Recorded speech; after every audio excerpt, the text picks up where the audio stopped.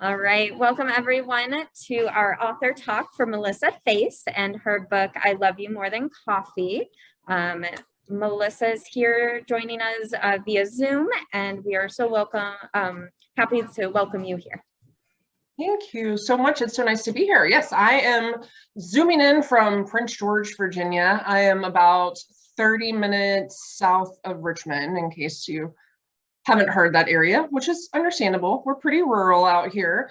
And I am so happy to be chatting with you about my collection. Thank you to the staff at Manassas Park City Library for this opportunity and for being so kind and considerate in your planning of things. And your patrons at the library are very, very lucky to have you. So thank you for the support with this event.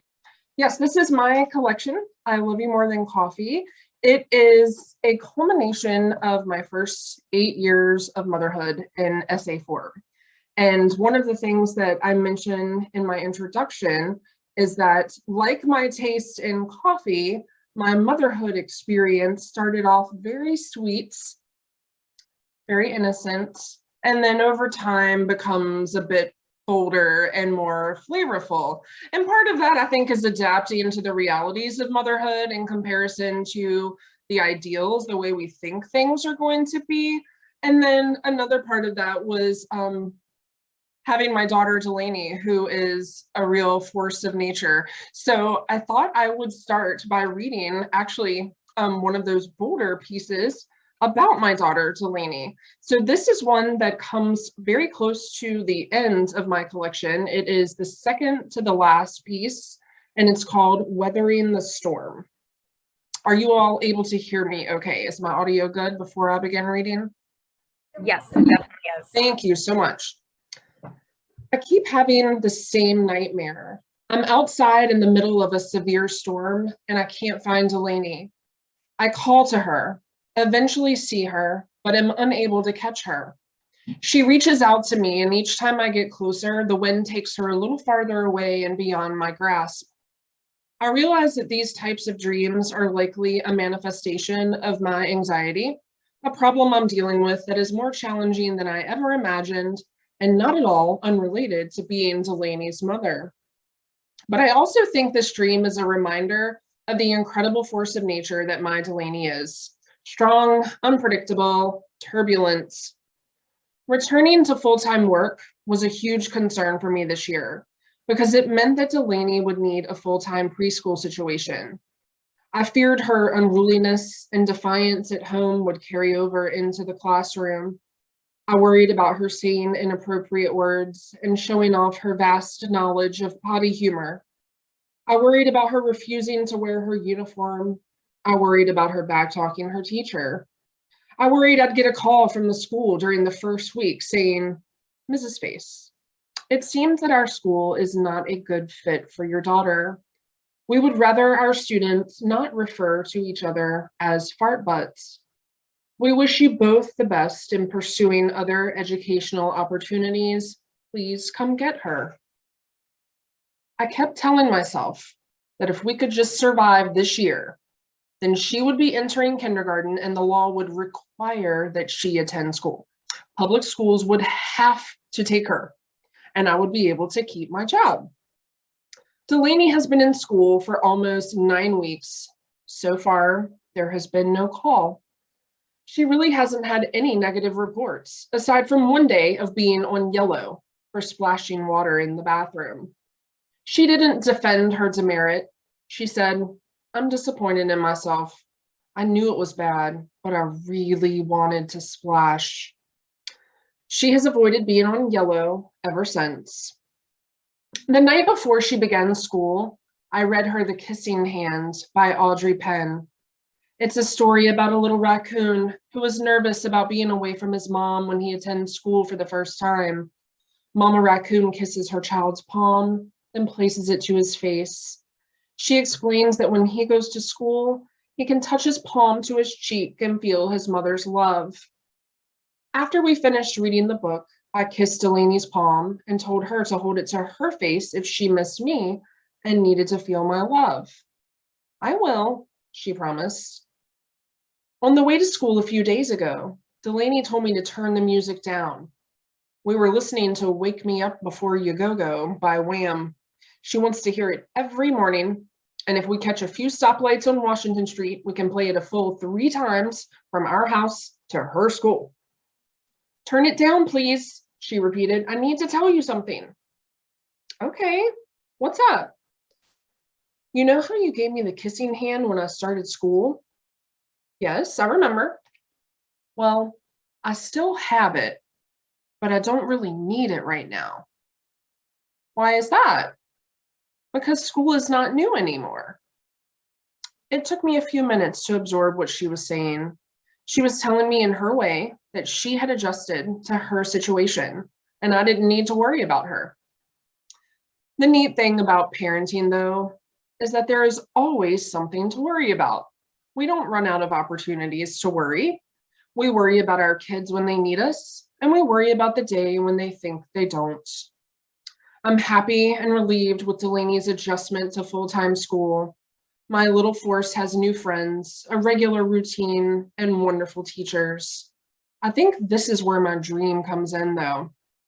Delaney is establishing herself outside of her home and slowly slipping away from me. It is something to celebrate and at the same time something to lament. She will never be fully mine again. From now on, she will be influenced by her teachers and peers in addition to her father and me, and eventually more so. I can't help but worry about how hard this world is for females and that I'm raising a daughter in what is still, in many ways, a man's world. Then Delaney talks, and I hear a little of myself. And I know she will be able to stand up for herself and speak her mind. She is made of the tough stuff. She is my kid, and she's equipped to weather the storms. She will be okay. We both will. So that has been a few years since that piece was written, and I can still say quite happily that I have not received a call to pick her up, at least not for a behavioral concern. So it's funny how we worry constantly as parents, but the things that we worry about are often not the things that happen. You get something new and surprising instead, not at all what you were expecting. But she knows how to handle herself at school in most respects, and I have not had the fears come to light that I thought I might. So it's been quite a joy actually to see her school journey so far. But I am also quite happy that she is in person. Both of my children are this school year. How are things around Manassas Park City, like the school system in that area? Yeah, we are in school, but it's kind of a base by base. Some of the private schools have started to go back to hybrid and those types of things. But here in Manassas Park, it is still in person. And everyone has their fingers crossed that it will remain that way. Indeed. I teach as well full-time at the high school level. So we're dealing with the students who are having to quarantine for a bit, and then those who are quarantined because they were either exposed or they actually have the virus. And it's just a back and forth situation, and we're just working with it the best we can. And fortunately, our cases have been relatively low so far. So I hope that it stays that way. I hope we're headed in the right direction. I hope so as well. I know that there's been, in a lot of different areas, there's been upticks in children who have gotten it.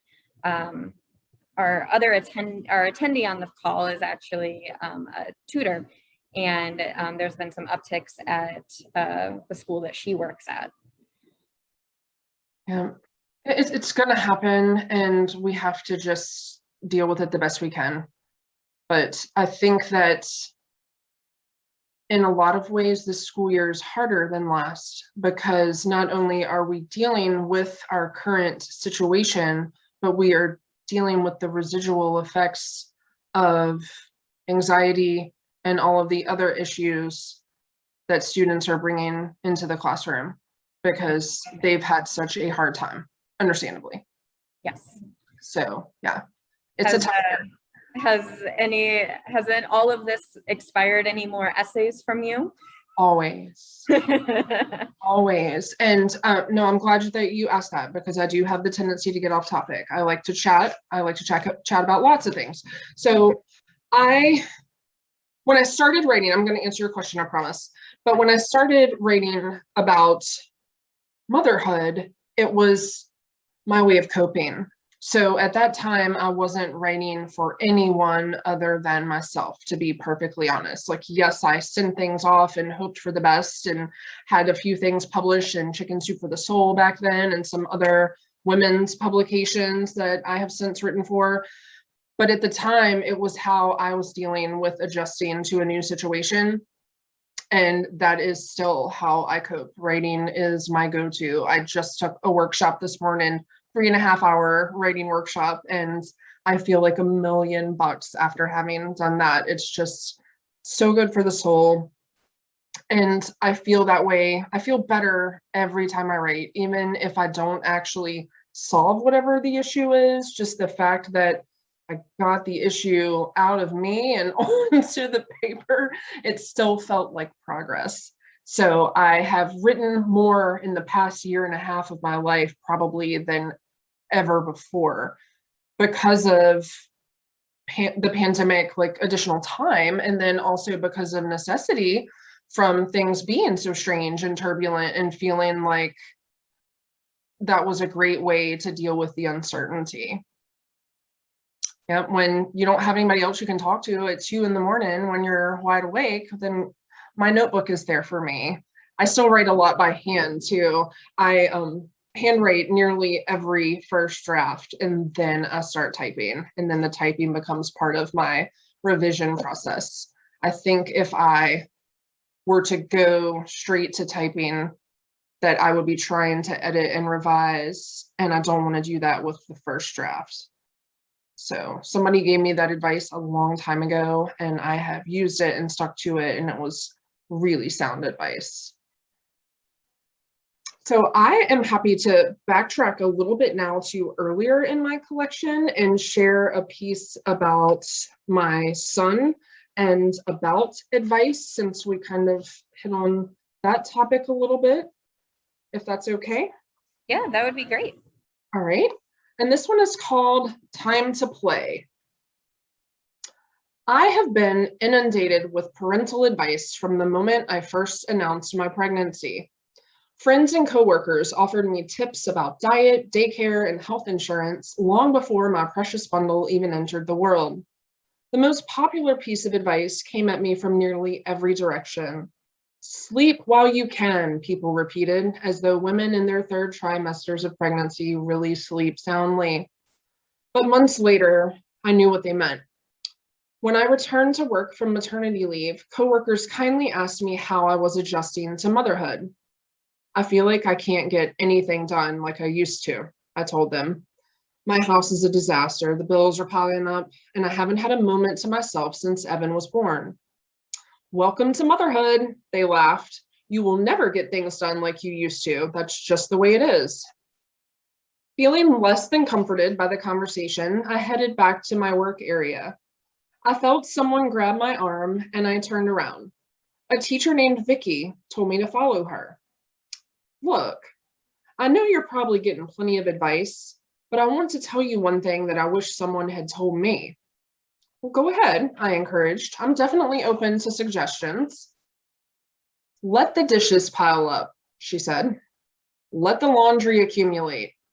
Do less housework than you ever have before, even though there is more to do than ever before. What? I asked.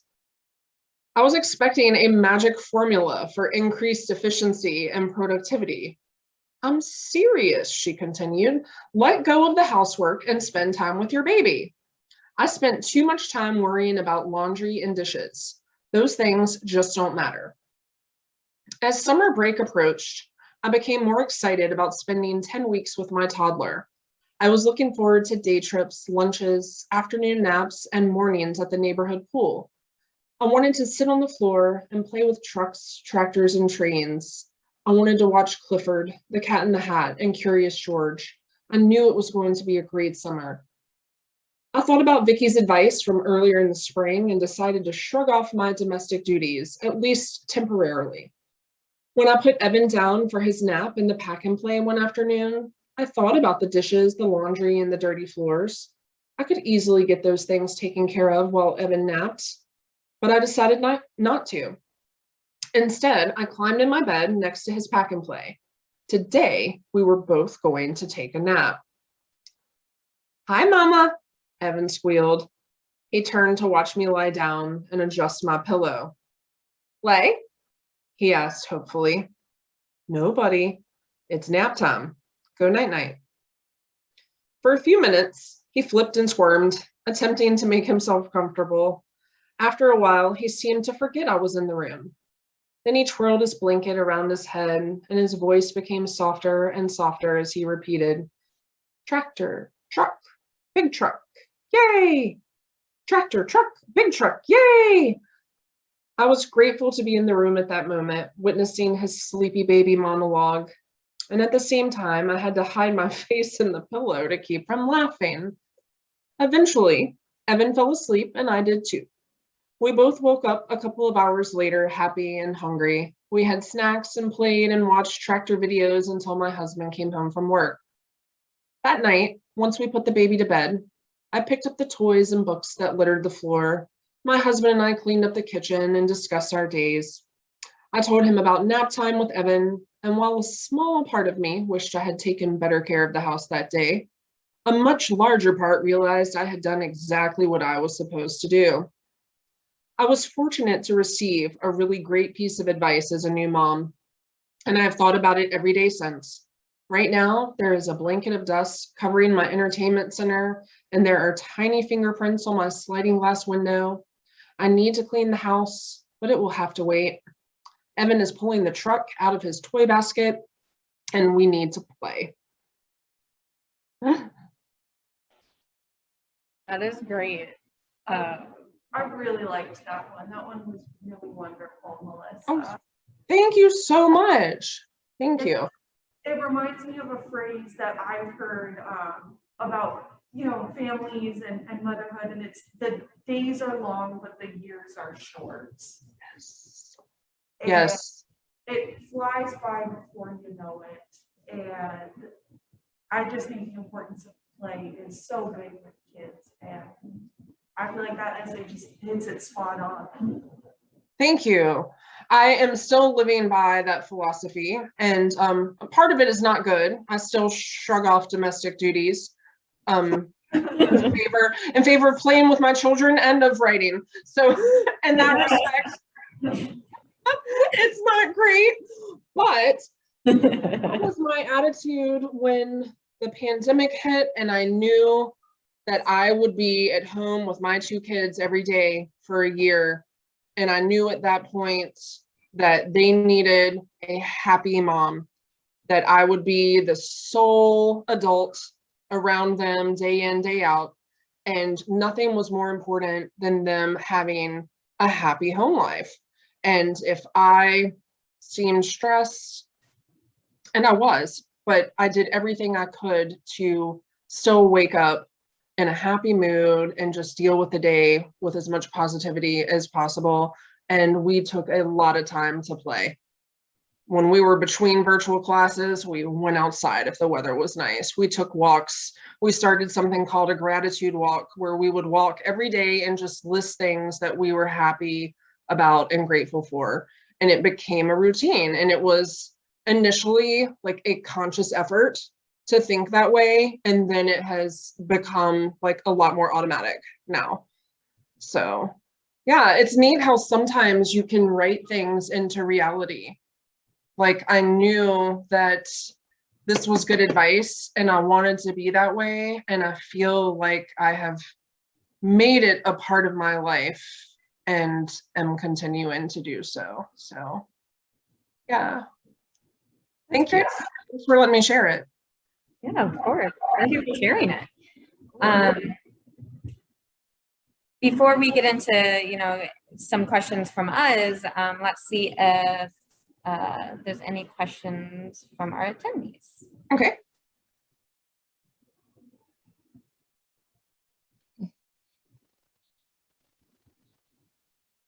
Are there any questions or comments about, parenting in general, the book, the readings, anything like that? I'd just like to say that I laughed myself silly over the first one. That's very true when you have a strong-willed daughter or a strong-willed son. So that was just so fitting, and it was great. And the last reading was quite wonderful to realize that life is really quite simple some days. Spending time with your children is really, really a wonderful thing to be able to do. So I quite enjoyed both of the writings. Thank you. Thank you so much. I really appreciate that. Thanks for being here. So the attendee on Zoom is actually my mom. So I'm sure she felt a lot while, about the various things I put her through. I just happen to have another strong-willed daughter, and then you can do anything you want, which is wonderful. And that's the message that Melissa's giving her daughter, that she can do what she wants and she's a strong woman. And so it's achievable. It's very achievable. It is. And I'm so grateful for it. And I'm glad that I can see right now in this moment that her personality is going to benefit her, because there are hard days. There are hard days of trying to rationalize, trying to cope, but it's really nice to see the big picture that she's gonna be all right because of who she is. Yes. And that's huge. That's huge. Right. I mean, we can't rely on others for our happiness, right? And the fact that she can create an environment that she wants all on her own already, like, That's pretty impressive. Amazed. I'm amazed. Yes. Well, if you want to see an end result, that little redhead there is my end result. And, it's amazing that they do grow up to be strong individuals. And, there's so many things in the world that are scary and hard, but they power through. And giving her all that she needs right now. That's wonderful. How old are your children now? 10 and 7. So my daughter is my 7-year-old. Those are great ages. They are great ages. I agree. I really wish I could go back there, that far back, but my daughter will be 30, won't you, Holly? Yep. And my son is 32. So I still have lots of fun memories with napping and playing. And you had some very good advice about making, your children first. My house has never been the same after 32 years. So it doesn't get better. It stays that way. So just enjoy it. I have, and I've learned to be happy with the right now instead of like, well, I'll be happy when we get to this stage, or I'll feel better when they can do this independently. And you can do that for your entire life and then it'll be over, right? So I have tried really hard to just say, like, find the joy right now, wherever it is, and emphasize that. And it's working. It's wonderful. And you can tell that in your writing as well. Thank you. How long have you been writing? Since I can remember. I wrote initially because I was upset with my parents. So that was how I dealt with being grounded. And I wrote a lot of really terrible and dramatic poetry back then. And I moved into more of a personal narrative style of writing essays when I was in my 20s. And I also worked as a journalist then for a newspaper, and then academic writing. So I have like forever, but I started writing for Chicken Soup for the Soul when I was in my 20s and getting some credits with them.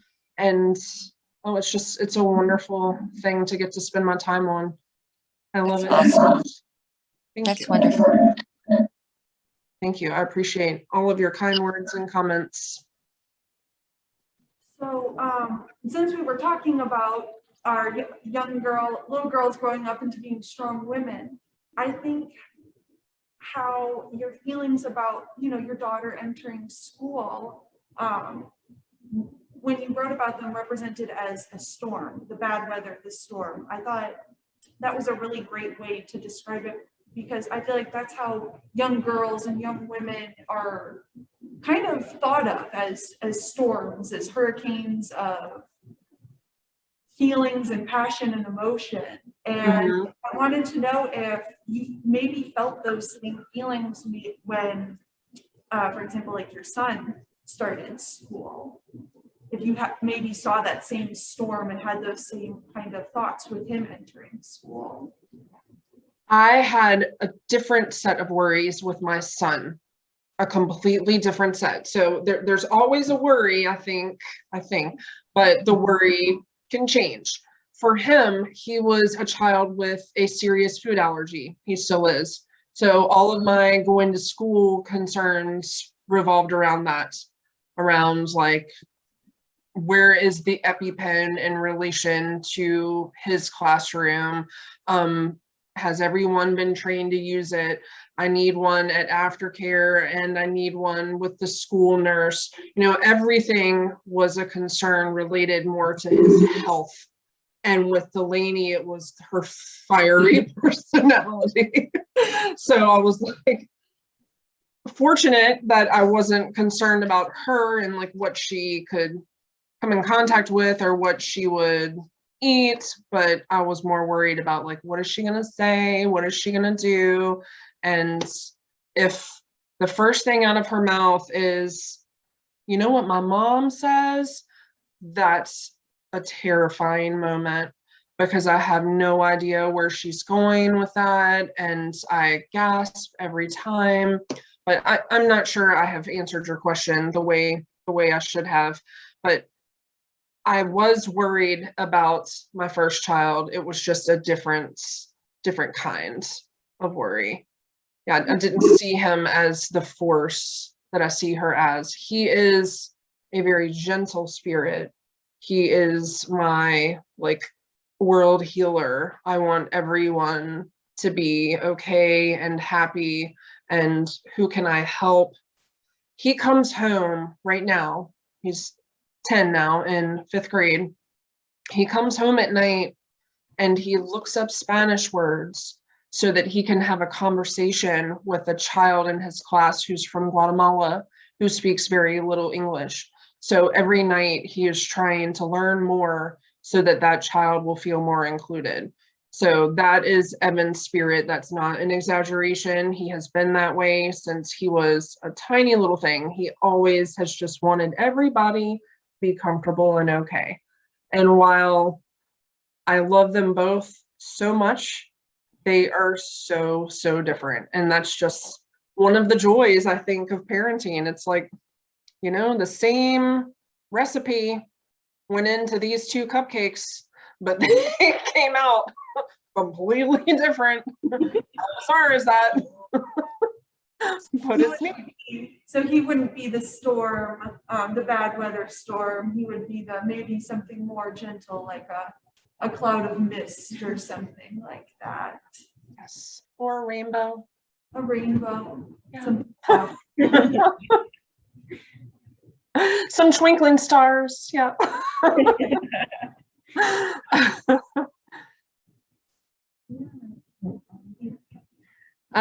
So another question for you. So you write a lot about parenting, but do you write other things? Like, what else inspires you to write? I do write other things. I have written probably about most all of my family members. Some things publishable, some not. It's okay.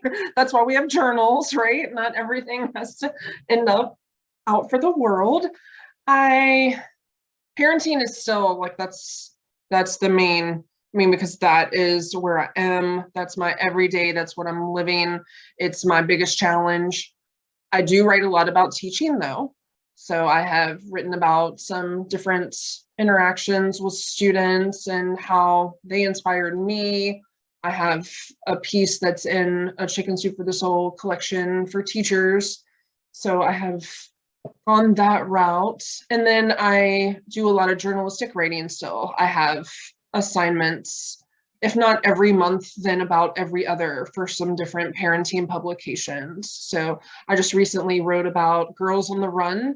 Are you familiar with that organization by chance? And I'm excited about that. That's coming out in October.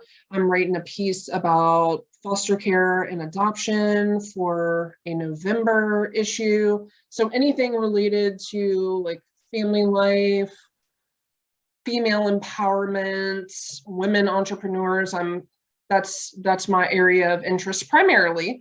And I love writing on those sorts of topics.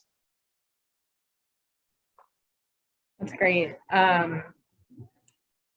Do you find that the feelings that you go through as a teacher are similar in some ways that you go through as a parent? Yes, I do. And I think that each role has made me better at the other. I think that I am a more understanding and compassionate teacher now that I am a mom, and not that you can't be a great teacher without motherhood being a component. Absolutely you can. But for me, I have been able to step out of a situation as the classroom teacher and think about like, what would I want somebody to do if this were my child? How would I want this handled? And it just became a lot more real to me. And I think that the other side of that is true too. And both roles are so important, and both are underappreciated at times, right? Motherhood and education, but they are also two of the most rewarding things I can think of. So yeah, I'm grateful for both. Last year, the two worlds overlapped quite a bit because I was instructing my sophomores from right here, and my two children would pop in behind me every so often, and my students kind of loved that, and my two children loved seeing them because I teach at a school for students who are gifted in the arts. So some days, like, we would open class with one of them playing something on the guitar because they were at home, and like my son would come running in from his virtual classroom and say, "Who's playing music? I want to hear." And I'm like, come here, come listen. So I had my worlds merge a little bit last year, and that was a beautiful thing. We made the most of it. So there was no what's that? Is it Folgers coffee commercial where the parent is trying to block the kid with the coffee cup the entire time that she's in a meeting? You know what? I learned to let it roll, right? Like, there are some things that are going to be beyond my control, and I think that trying to deal with them or correct them sometimes is more distracting than just letting them happen. I did something online just the other evening, and my daughter walked in and just stood as though she were a ghost haunting the room. And I'm like, do I comment on the fact that she's behind me? I just kept talking. And like, here was my blonde-haired daughter behind me, just look at the camera. People on Zoom were cracking up, and I'm like, you know what? It's fine, because in a minute she's gonna grow tired of it and walk right back out without saying anything. And you know, that's something that bugs me so much, though. I just have to say this real quick. I hope you don't mind. And I have written about it in a publication that will be coming out hopefully in the spring. But why is it that, especially with women, it seems like the presence of your children equates to the absence of professionalism? Does that make sense? Like, as soon as the children pop in, it's like you want to discount them as though like they can't possibly have anything to add to the workforce that's of value because they're also mothering. And it's like, I think that I can handle both. I can still keep talking and doing an interview, and like, I still think that's something that we haven't gotten to where we need to be even though the pandemic shed a little light on how hard things were, especially for females, for moms who had jobs and were still at home with kids, but we're not there. Not there yet. That was my little rant. Sorry. No, that's fine. That actually tied into what Valerie was going to ask you next. Okay. It sounded like at least your students were very like accepting and very flexible with all of the different circumstances going on. Did you find any like unexpected support or understanding during everything that was going on? So far as last year, With doing things virtually, surprise visits from your little ones on camera. I had surprise visits from my little ones. I had surprise visits from my executive director. My administrator of my school would pop in to observe my classes, but I felt very well supported last year. Like I can't complain about the way anything went. It was so strange for everyone, and I felt like we dealt with it in such a great way. We focused on the good things. We supported students. We didn't worry about things that didn't matter and just really focused on what did. And I think I fared very well. I have heard a lot of stories and seen things on the news where a lot of female workers did not. And because of lack of childcare, having a kid on a Zoom call ended up like facing some consequences in the workforce, which I think is just appalling. Sure. But that does kind of tie back to the essay you read second, where you kind of prioritized and allowed what's a good word, the more important things to take precedence during this time, and focusing on that, I think. Exactly. Just like And if we could just do that all the time, I mean, I have a lot that I want to say about women and moms in the workforce. So maybe that will have to be like a whole other project one day, right? Maybe a different program to Different program, and I'll have my daughter help me.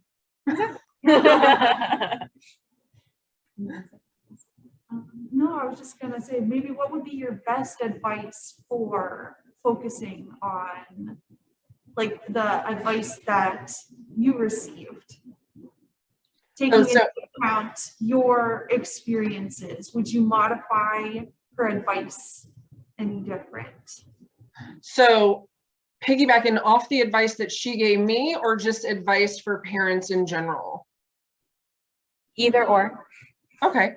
But my question was mostly piggybacking off of what? Okay, sure.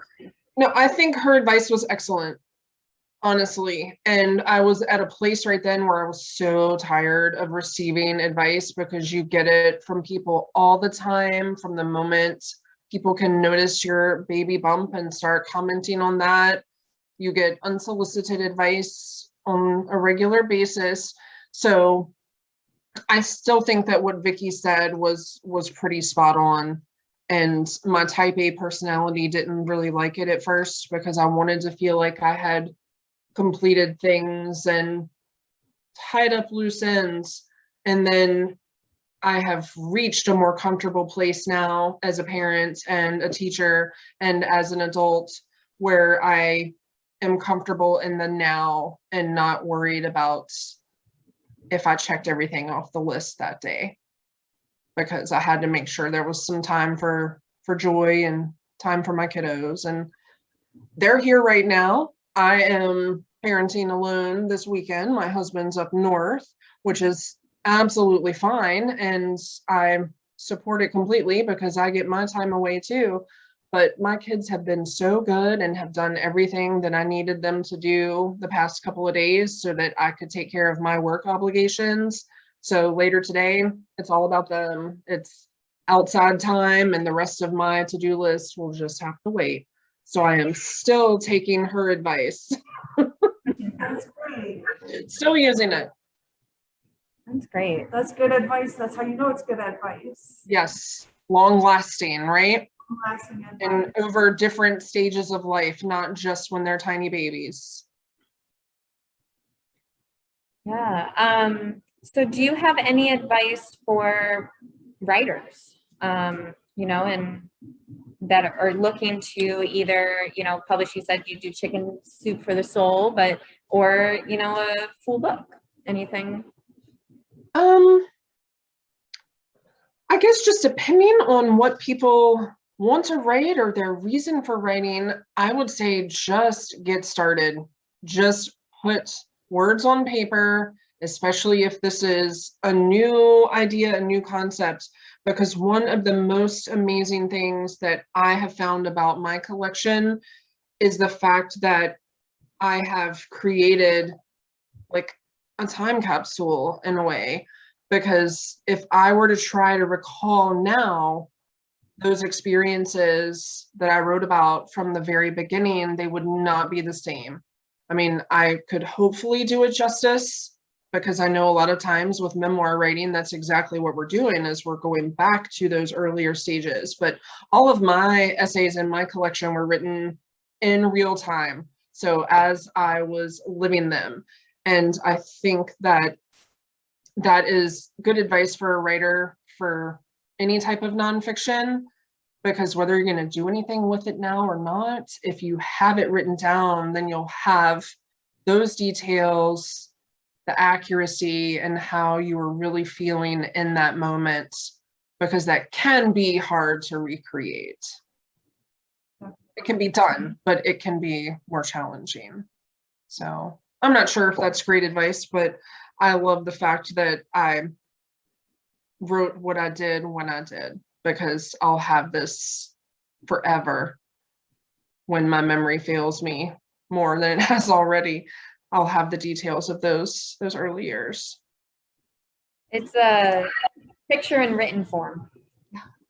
It is. And my kids have asked me too about a baby book. And I'm like, oh, do we have baby books? I'm like, yeah, you do. It's right here. And when you're older, 16, or you can check it out of the library.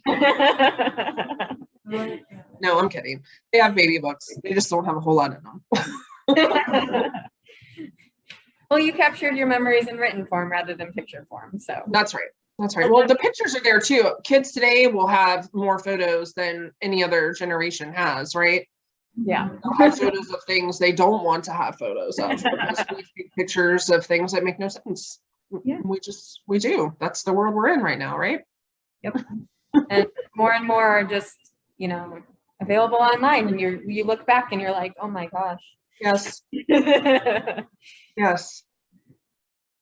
That's something that kids and teens need to know right now. Mm-hmm. Yeah, that should be a class in school. Social media presence. What to do and not to. Do's and don'ts. Yes, indeed. Great. Okay. And then did you have any, I'm not sure, because I know the process is always so different for every author, but did you have any advice for those people who want to get their stuff out there, whether it's self-publishing? I believe most of your stuff is not self-published though. No, I have submitted a lot of things to publications, and this particular collection is a hybrid publisher. So yes, Mascot Books is my publisher. They're in Herndon, Virginia. I'm not sure where that is in relation to you all, but Yeah, it's pretty close to us. okay. Okay. I have had a beautiful experience with them. It's been wonderful, and they are handling my second project as well. So I'm really excited about that. And hopefully I'll have even more to share with you when we get closer to Mother's Day this spring. Yeah. So in terms of advice, I struggle with giving advice because I feel like I'm still learning so much myself. But I don't think there's really a wrong way to go about it. There are many different options for publishing that we did not used to have.